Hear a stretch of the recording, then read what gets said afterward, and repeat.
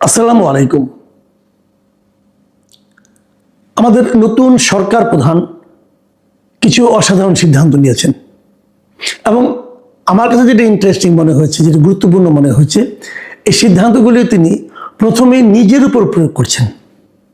যেমন উনি যখন পথে চলাফেরা করেন, ওনার বাসা থেকে উনি যখন অফিসে আসবেন, সে সময় উনি যে গাড়িটা ব্যবহার করবেন, উনি কোনো সরকারি গাড়ি ব্যবহার করছেন না, উনি ওনার নিজের গাড়ি ব্যবহার করছেন। সেই গাড়ির যে জ্বালানি, সেটা উনি নিজের টাকায় কিনছেন। এবং প্রধানমন্ত্রী যখন যাতায়াত করতেন, আগে আমরা দেখতাম, তখন প্রধানমন্ত্রী গাড়ির সঙ্গে কিন্তু 14-15টা গাড়ির একটা বহর থাকতো, আগে পিছে নিরাপত্তা অনেক রকম ব্যাপার ছিল। উনি বলেছেন যে এত গাড়ি আমার সঙ্গে যাওয়ার দরকার নেই, সব মিলিয়ে বহর কমিয়ে এখন 4টায় নামিয়ে আনা হয়েছে। চারটা গাড়ি থাকবে, এত গাড়ি থাকার দরকার নেই। এবং উনি বলেছেন যে ওনার গাড়িতে সবসময় জাতীয় পতাকা থাকার দরকার নেই। যখন উনি রাষ্ট্রীয় কোনো অনুষ্ঠানে যাবেন, কেবল তখনই জাতীয় পতাকা থাকবে, অন্য সময় থাকার কোনোই প্রয়োজন নেই। আরেকটা কথা বলেছেন যে উনি যখন ক্যাবিনেট মিটিং করেন, তখন এই মিটিংগুলো আগে হতো ওনার কার্যালয়ে, সব মন্ত্রীরা ওনার এখানে আসতেন। এখন এতগুলি মন্ত্রী আসতে গেলে এই ভিআইপি চলাচল হতো এবং এই ভিআইপি চলাচলের কারণে যানজট হতে পারে। এই জন্য উনি সিদ্ধান্ত নিয়েছেন যে এখন থেকে ক্যাবিনেট মিটিংটা উনি সচিবালয়ে যেই করবেন, উনি একাই যাবেন, আর কারো আসা দরকার নেই। তো এগুলো, এই যে কথাগুলো আমি বললাম, এগুলো তো বিশাল কিছু যে মনে করি যে দেশের খুব উন্নতি হয়ে যাবে, দেশের অর্থনীতিতে শনৈ উন্নতি হবে, বিষয়গুলো তো এরকম না। কিন্তু এর কিন্তু একটা সিম্বলিক একটা প্রভাব আছে, একটা প্রতীকী প্রভাব আছে, যে দেশের সর্বোচ্চ যিনি ব্যক্তি আছেন, মানে সরকার প্রধান যিনি ইচ্ছেগুলো অনেক কিছুই করতে পারেন, তারা তো অত ক্ষমতা তো দেওয়া হয়েছে, কিন্তু সেই ক্ষমতার প্রয়োগের পরিবর্তে উনি যেগুলি করছেন সেগুলো কিন্তু একটা উদাহরণ তৈরি করছে। অন্যদের আমরা বলতে পারবো যে আমরা যদি প্রধানমন্ত্রীকে এইভাবে চলাচল করতে দেখি, যদি প্রধানমন্ত্রী নিজেই তার গাড়ির তেল কিনেন, তাহলে আপনাকে কেন কিনতে হবে? আপনাকে কোনো সরকার কিনে দেবে?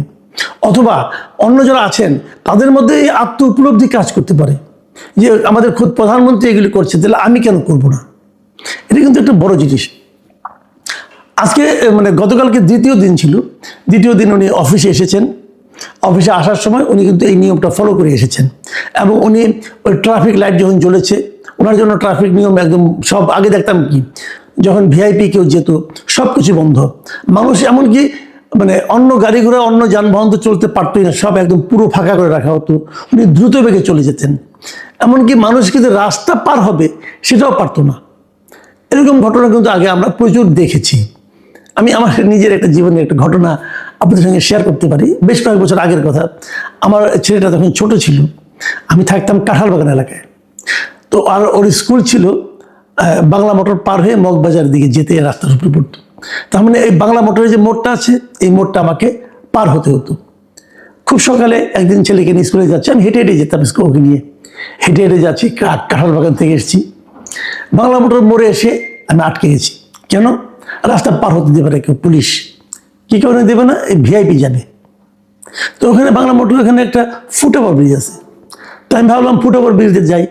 পুলিশ বললো না, ফুটওভার ব্রিজে ওঠা যাবে না, এখন ভিআইপি যাওয়ার পরে আপনি উঠবেন। তো আমার ছেলে ছোট, তখন ক্লাস 4-এ পড়ে, আমাকে জিজ্ঞাসা করলো, বাবা কি হবে, আমরা যেতে পারবো? স্কুলে তো সময় হয়ে যাচ্ছে, আমরা যেতে পারবো না কেন? তো ওই পুলিশ বললো যে এখন ভিআইপি যাবে, তো ভিআইপি চলে যাওয়া পরে যাবা। এখন ও বুঝতে পারছে না ভিআইপি জিনিসটা কি, বলতেছে ভিআইপি কি। এখন ভিআইপি মানে কি এটা বুঝতে আমার একটু সময় লাগলো। আমি বললাম যে এরকম প্রাইম মিনিস্টার অথবা প্রেসিডেন্ট হলো ভিআইপি। এই প্রাইম মিনিস্টার কি, উনি কি? আমি উনি দেশটা চালায়, উনি এই দেশটা চালায়, দেশটা কীভাবে চলবে না চলবে এটা চালায়, মানুষের সুবিধা অসুবিধা দেখে, হ্যাঁ, কার কি সুবিধা হবে এগুলো সে ঠিক করে দেয়।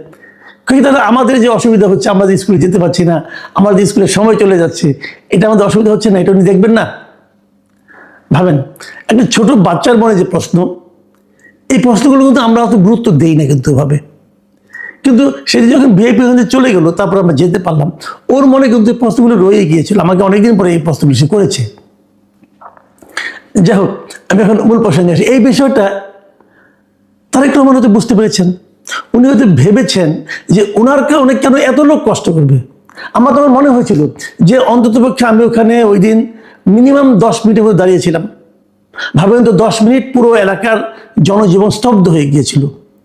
এদিক থেকে লোকে ওদিক যেতে পারছে না, রাস্তা পার হতে দেওয়া হচ্ছে না কাউকে, লোকজনের ভিড় জমে গিয়েছিল। এবং যত লোক ওখানে দাঁড়িয়েছিল তারা কেউ কিন্তু ওই ভিআইপির ব্যাপারে কোনো সম্মানজনক কথা বলেনি।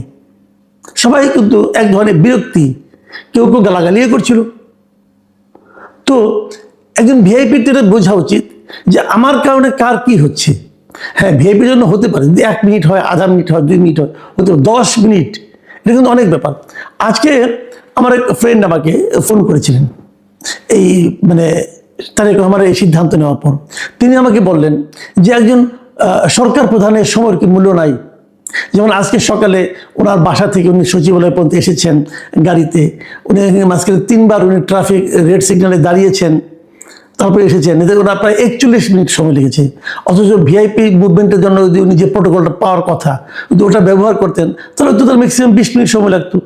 তো এই যে একটা এত বড় গুরুত্বপূর্ণ একজন ব্যক্তি, উনি তো রাষ্ট্রের জন্যই কাজ করেন, তো ওনার সময়ের কি মূল্যটা আমাদের নর্মাল মানুষের সময়ের মূল্যের চেয়ে বেশি না? তো আমি ওনার কথা গুরুত্ব দিলাম, হ্যাঁ ঠিক বলেছেন আপনি, বেশি, আসলেই বেশি। আমরা আধা ঘন্টা 1 ঘন্টা বসে কাটাতে পারি, কিন্তু সরকার প্রধান তো পারে না। এটা অবশ্যই জরুরি। কিন্তু পাশাপাশি একটা কথা খেয়াল করেন, আমি যেটা মনে করি, উনি যদি এভাবেই যাওয়ার কথা ভাবেন যে আমি এভাবেই যাব, তাহলে নর্মাল যে ট্রাফিক সিগন্যালটা, আমাদের দেশের ট্রাফিক যে সিগন্যাল যা হয়, আমাদের এখানে যানবাহন চলাচলের জন্য ট্রাফিক যারা দায়িত্বে এগুলি নিয়ন্ত্রণের দায়িত্বে যারা আছেন, তারা যেরকম গা ছাড়াভাবে কাজ করেন, আমাদের চালকরা যেভাবে ট্রাফিক সিগন্যাল লঙ্ঘন করেন কিন্তু তাকে কেউ কিছু বলে না, এই যে একটা হযবল অবস্থা, উনি যদি এভাবেই যান তাহলে আমার ধারণা সেই হযবল অবস্থার একটা পরিবর্তন ঘটবে। এবং যারা এই দায়িত্বে আছেন তারাও চিন্তা করবেন যে একসময় তাদের কিন্তু প্রশ্নের মুখে পড়তে হতে পারে। সাধারণ মানুষ তো তাকে প্রশ্নের মুখে ফেলতে পারে না, কিন্তু সরকার প্রধান তো পারবে। আমার তো মনে হয় এতে বরং ভালো হবে, আমাদের ট্রাফিক সিস্টেমের উন্নতি হবে। আমাদের ট্রাফিক সিস্টেম নিয়ে কেউ কি ভাবে? আপনি দেখেন ঢাকা শহরে, আমার মনে হয় পৃথিবীতে একমাত্র শহর, পৃথিবীতে একমাত্র রাজধানী শহর, যে শহরে প্রধান রাস্তায় এত গাড়ি চলে। যেমন এখন দেখবেন এক ধরনের ব্যাটারি চালিত রিক্সা চলে। আচ্ছা, এই রিক্সাগুলির কোনো হিসাব আছে? এই রিক্সাগুলিকে লাইসেন্স করা আছে? পাবেন না। এই রিক্সাগুলি যারা চালায় তাদের কোনো লাইসেন্স আছে? ড্রাইভিং লাইসেন্স আছে? নাই। অথচ এই যানটা কিন্তু আপনাকে অ্যাক্সিডেন্ট করে মেরে ফেলতে পারে।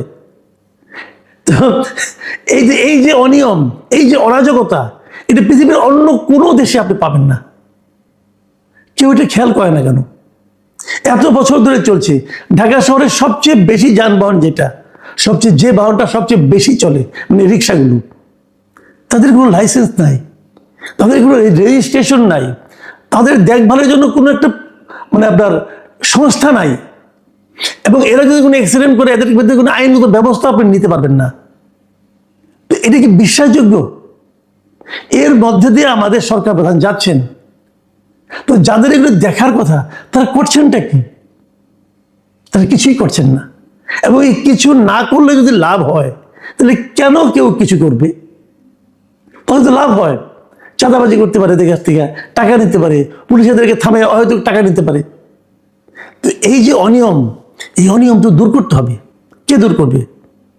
যদি যার দূর করার কথা, যিনি আদেশ দিবেন, তিনি যদি অনিয়মটাকে স্পর্শ না করেন। যেমন ধরেন আগে যারা প্রধানমন্ত্রী ছিলেন তারা কি বুঝতেন ঢাকা শহরের মানুষের যানজটের প্রকৃত চেহারাটা কি?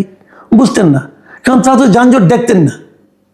আমি একটা জিনিস খেয়াল করে বলি, আরেকটা ঘটনা বলি। এই শার্ক ফোয়ারাটা আছে না সোনারগাঁও হোটেলের সামনে, এই শার্ক ফোয়ারাটা কি? ওখানে কিন্তু ফোয়ারা, ওখানে পানির একটা ফোয়ারার মতো উঠতো আগে।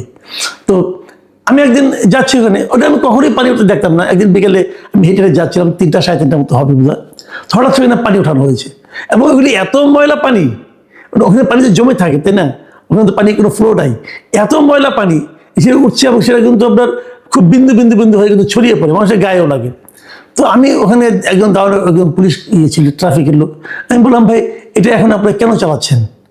মানুষ হাঁটাহাঁটি করতেছে, তাদের গায়ে লাগতেছে, এরা তো বাতাস উড়ে যায়, খুব বিন্দু বিন্দু একদম বাষ্পের মতো হয়ে যায়, ময়লা পানি তো। উনি কি বললেন জানেন?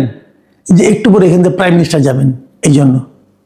আমি বললাম আচ্ছা, যখন প্রাইম মিনিস্টার যান এখান দিয়ে সবসময় কি আপনি চালান? হ্যাঁ, যখন প্রাইম মিনিস্টার যান কেবল তখন এটা চালানো হয়। এর অর্থটা হচ্ছে, আমি যেটা বলতে চাচ্ছি, যে প্রাইম মিনিস্টার কিন্তু মনে করতেন যে সে ফোয়ারাটা সবসময় চলে। ওনাকে ময়লা পানিতে লাগতো না, কারণ ওনার গাড়িতে গ্লাস বন্ধ ছিল, কিন্তু উনি ফোয়ারাটা দেখতে দেখতে যাইতেন। তার মানে আমাদের প্রাইম মিনিস্টার যখন রাস্তায় যাতায়াত করতেন, তখন তারা যে দেশটাকে দেখতেন, যে বাংলাদেশকে দেখতেন, যে রাজপথ দেখতেন, যে যানবাহন দেখতেন, ওইটা আসলে আসল চিত্র নয়। আমাদের এখানে প্রাইম মিনিস্টারের আশেপাশে কিছু লোক থাকেন, অথবা সরকারের আশেপাশে কিছু সরকারের যারা গুরুত্বপূর্ণ ব্যক্তি, তাদের আশেপাশে কিছু লোক থাকেন যারা তাদেরকে একটা ভুল চিত্র দেখান। তাদেরকে যে চিত্রটা দেখানো হয় সেটা আসলে আসল চিত্র নয়। আমাদের নতুন প্রাইম মিনিস্টার, উনি অন্যের দেখানো চিত্র দেখতে চাচ্ছেন না। উনি নিজেই দেখে নিতে চাচ্ছেন যে শহরটাতে কি হয়, দেশটাতে কি হয়, দেশের মানুষের কি অবস্থা, উনি নিজের চোখে দেখতে চাচ্ছেন। উনি অন্যের চোখে দেখতে চাচ্ছেন না, উনি ওনার চামচাদের চোখে দেখতে চাচ্ছেন না। এটাই হলো আমাদের আশার কথা। উনি কতটুকু পারবেন, কতটুকু পারবেন না, এটা নিয়ে আমি এখনই চিন্তিত নই, কিন্তু আমি এইভাবে আনন্দিত যে উনি নিজের চোখে সব দেখতে চাচ্ছেন। প্রিয় দর্শক, আমাদের এটা অবশ্যই আমার জন্য একটা মানে প্রত্যাশার বিষয়। আপনাদের জন্য আমার মনে হয় এটা ভালোই লাগবে, কিন্তু আমরা দেখতে চাই এটা যেন চলমান থাকে, এটা যেন একদিন দুদিনের জন্য না হয়। যদি চলমান থাকে তাহলে আমরা কিছু একটা হয়তো সমাধান আশা করতে পারবো।